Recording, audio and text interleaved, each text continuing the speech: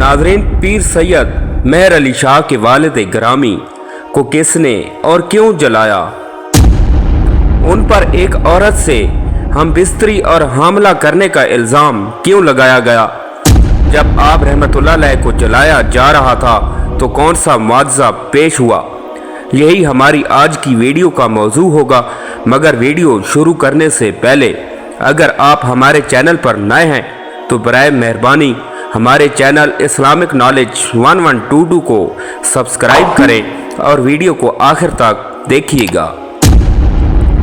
नाज़रीन, हज़रत पीर सैयद नज़रुद्दीन शाह गिलानी हज़रत आला गोलड़वी पीर सैयद मेहर अली शाह के वालिद ग्रामी हैं। उनका शुमार सिलसिला आलिया कादरिया के अजीम मुशाइख में होता है। आपकी विलादत 1236 हिजरी बामुताबिक 1815 में गोलड़ा शरीफ में हुई। आपके वालिद माजिद का नाम पीर सैयद गुलाम शाह और वालिदा माजिदा पीर सैयद रसूल शाह की साहबजादी थी। पीर सैयद मेहर अली शाह आपको पोटोहारी ज़ुबान में अजी कहते हैं। पीर सैयद नज़रुद्दीन शाह मादरेज़ात वली और इबादत व रियाजत में यकताए रोज़गार थे। दीनी कुतब के मुताला का बहुत शौक़ था। नमाज पंजगाना, नमाज तहज्जुद, दीगर नवाफिल का खसूसी एहतमाम करते थे। तमाम उम्र शरीयत व तरीक़त की पासदारी में गुजारी। उनकी शादी हसन अब्दाल के गिलानी ख़ानदान में हुई। ज़ौजा मोहतरमा पीर बहादुर शाह गिलानी की दख्तर और उनका ख़ानदान गौसे पाक के साहबजादे हज़रत पीर सैयद अब्दुल रज़ाक गिलानी की औलाद में से था।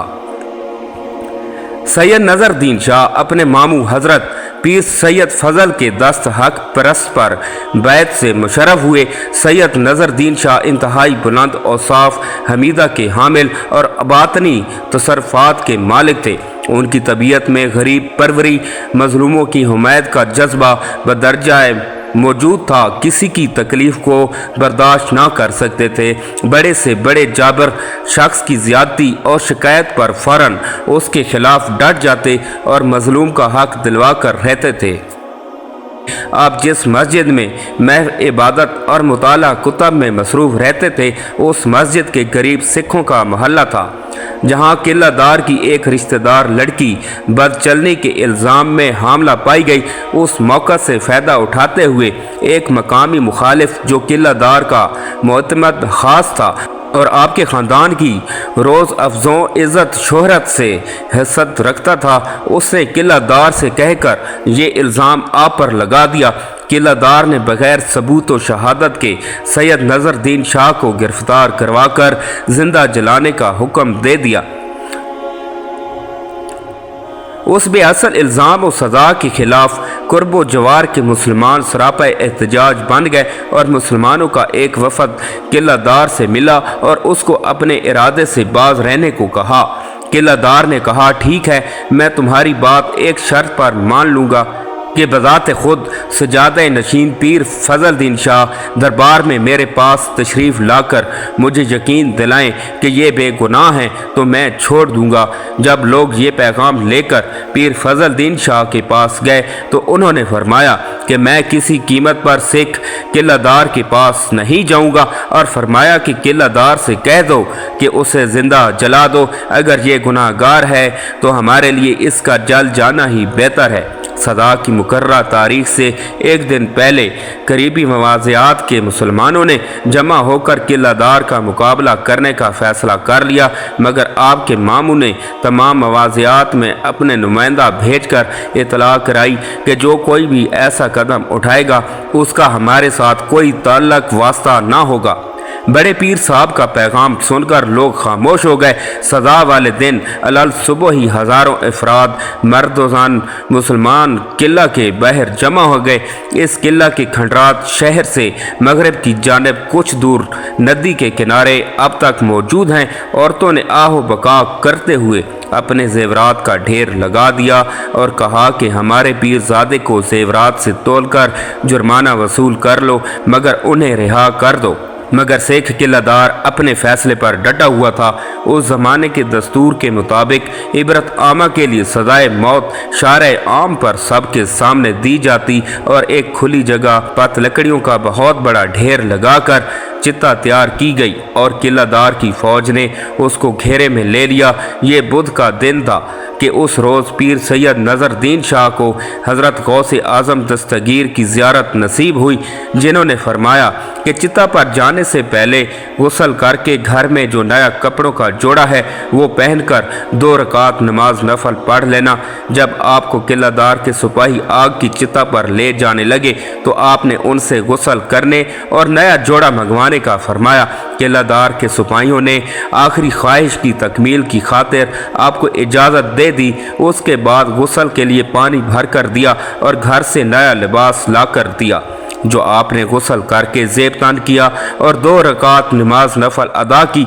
उसके बाद चिता पर जाकर बैठ गए तो किलादार के सिपाहियों ने लकड़ियों पर तेल डालकर आग लगाने की कोशिश की, मगर लाख कोशिश जतन के बाद भी आग ना जली। ये नाकामी देखकर इल्ज़ाम लगाने वाले हासिद ने किलादार से कहा कि तुम्हारे सिपाही पीरों से मिल गए हैं, इसलिए वो दानिस्ता हेरा फेरी कर रहे हैं। मैं देखता हूँ कि आग कैसे नहीं जलती।